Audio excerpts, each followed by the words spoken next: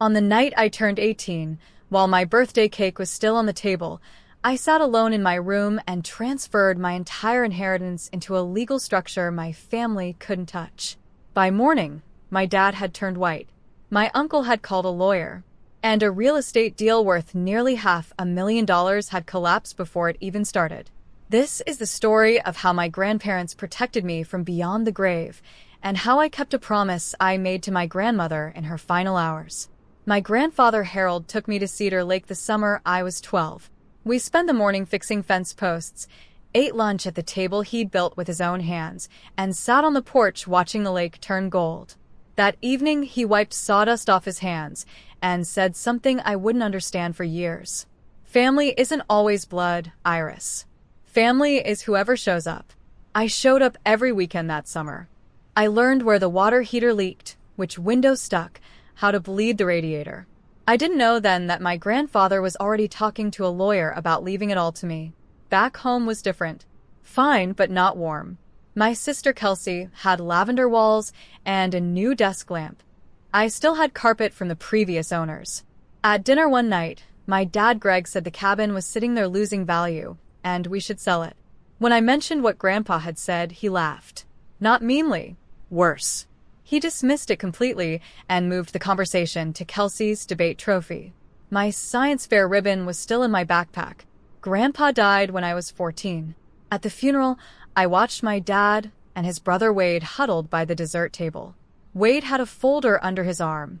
I caught one sentence. We should move on this before probate gets complicated. They were talking about the cabin at the funeral. 2 years later, Grandma Vivian was gone by June. She held my hand to the end, her grip surprisingly firm. The cabin is yours, Iris. Don't let them take it. Promise me. I promised.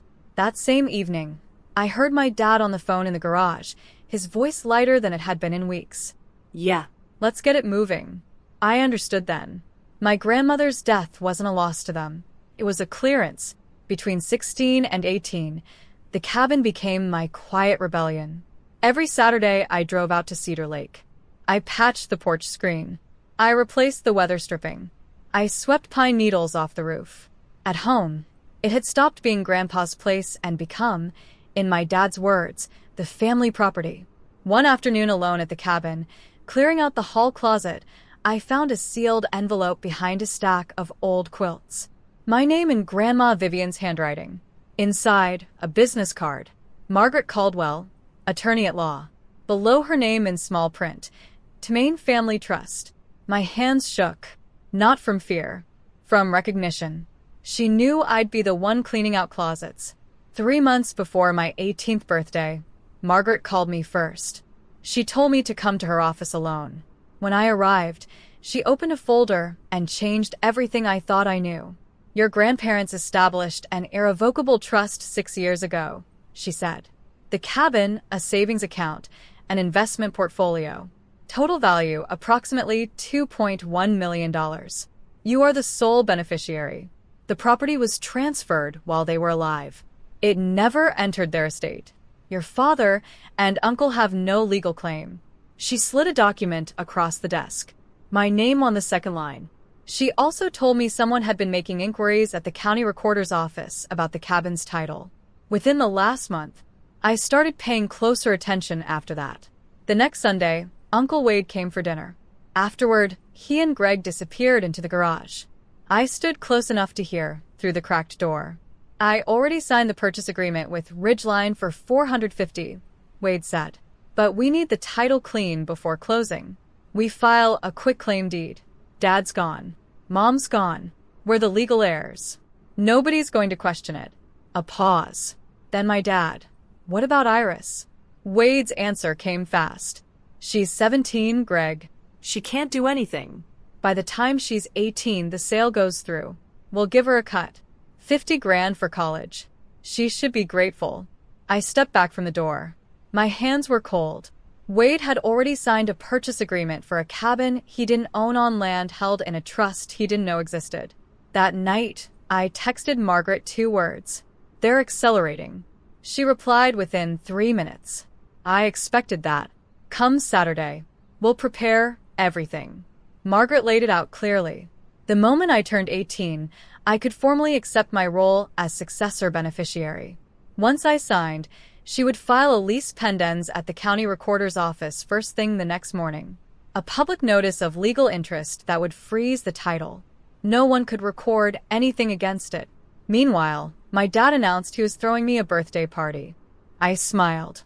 I said thank you, and I counted down the days. The night before my birthday, I drove to the cabin alone. I sat on the porch, listened to the lake, and opened the document package Margaret had sent. At midnight, I read each page twice. Then I closed my laptop and let myself cry. Not a collapse, just a quiet overflow. I cried because I wished my dad had taken me fishing here instead of calculating the resale value. I cried because my mom asked what was practical instead of what I wanted. I cried because I had to sign a legal document at midnight to protect myself from the people who were supposed to protect me. But wishes don't hold up in court. Trust documents do. At midnight on a video call, Margaret walked me through the signing. Her voice was steady and precise. When it was done, she said quietly, "This isn't a trick, Iris. This is your grandfather's last gift. You just had to be old enough to accept it." The birthday party started at 4 in the afternoon. Balloons, a sheet cake, neighbors, family friends, Kelsey's best friend's family. I smiled, opened gifts, thanked everyone. In my jacket pocket, folded into a neat square, was the signed acceptance form. I didn't touch it. It was already done. Near the end of the party, my dad tapped his glass. The room went quiet. He talked about how proud they were of me turning 18. Then he added, "As a family, we have some exciting plans for the future." He looked directly at me. "Right, Iris?" Every face in the room turned toward me. "Thanks, Dad," I said. Nothing more. He laughed it off. The room followed. But I caught my uncle near the front door typing something fast on his phone. And our neighbor Nora pulled me aside and whispered that she'd seen Wade at the cabin the previous week with 2 men in suits, measuring the lot lines. He'd brought the buyers before he even had the title. Then my dad stood up again and announced to the room that the family had decided to sell the cabin to secure everyone's future. He looked at me. "Iris understands. She knows this is what's best for all of us. Right, sweetheart?" The room waited. I set my fork on my plate. The clink was the only sound. "I never agreed to sell the cabin, Dad." His smile stayed fixed, but his jaw tightened. "She's kidding. Birthday nerves." "I'm not kidding." Uncle Wade stepped forward. "Come on, Iris. This isn't the time or place." I picked up my water glass, took a slow sip, and set it down. "You're right, Uncle Wade. This isn't the time." I held his gaze. "The time is 8 a.m. tomorrow morning." The guests left quickly after that. Within 30 minutes, it was just family. Greg sat down across from me at the kitchen table and folded his hands like a man about to deliver terms. "Tomorrow morning, Wade and I file the paperwork. The cabin sells. You get $50,000, and we move on as a family. If you fight this, you're on your own. No more help with college. No more living under this roof." The kitchen was very quiet. A faucet dripped once. "You're threatening to kick me out on my 18th birthday. I'm asking you to be part of this family." I stood up. My voice was steady even though my hands weren't. "I am part of this family, Dad. I'm the part that keeps promises." I went upstairs and closed my door. Greg thought his deadline was 9 a.m. at the county recorder's office. He didn't know that Margaret's deadline was 8. At 8 a.m. the recorder's office opened. Margaret Caldwell was the first person through the door. She presented a certified copy of the Temain Family Irrevocable Trust and a lease pendens notice and asked for them to be recorded against the Cedar Lake property. The clerk reviewed the paperwork, checked the existing title records, and stamped it recorded. "Done." At 9:05, Wade approached the counter with his quitclaim deed and a confident nod. The clerk typed in the parcel number, read the screen, typed again, then stopped. "I can't record this document, sir." Wade leaned forward. "Excuse me? The property title is held under the Temain Family Irrevocable Trust, recorded in 2020. There's also a lease pendens filed this morning. That's impossible. My parents own that property." "Sir, the deed was transferred to the trust 6 years ago. The chain of title is clear." I'd recommend you speak with the trustee listed on the filing, a Margaret Caldwell. Wade's hand went flat on the counter. His face drained. Margaret, seated in the waiting area near the door, watched them leave. She didn't say a word. She didn't need to. Greg called at 9:22. I could hear traffic behind him. He was in the parking lot. What did you do? I accepted what Grandpa and Grandma left me. That's all. This is my parents' property, Iris. I'm their son.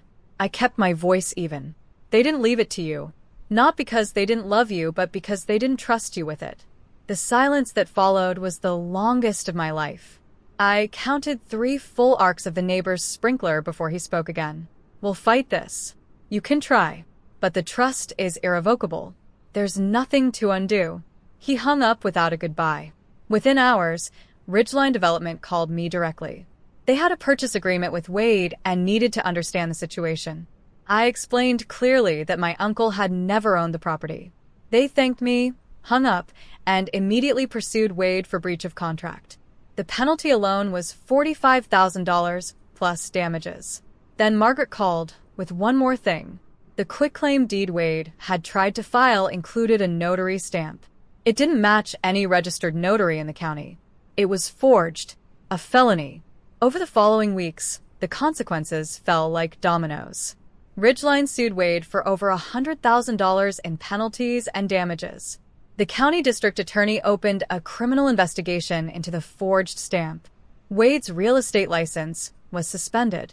Word traveled, the way it does in small towns, through the diner, the church parking lot, the checkout line at Hanson's Market. Greg didn't contest the trust. Margaret had been right. It would cost more in legal fees than the property was worth. Instead, he sold the store at a loss, negotiated a payment plan with the bank, and kept the house barely. Denise went back to work for the first time in a decade. She didn't talk about it much. When neighbors asked, she said she wanted to stay busy. Nobody believed that, but nobody pushed. The town knew enough. Harold Tmain's sons tried to sell his cabin. The granddaughter stopped them. Greg and I didn't speak for 2 weeks. The house was quiet in a way that had weight. Then Margaret called with one more piece of information. In the trust documents, your grandparents designated a separate educational fund. $50,000, earmarked for your college expenses. It's been accruing interest for 6 years. The current balance is just over $58,000. My eyes stung. $50,000.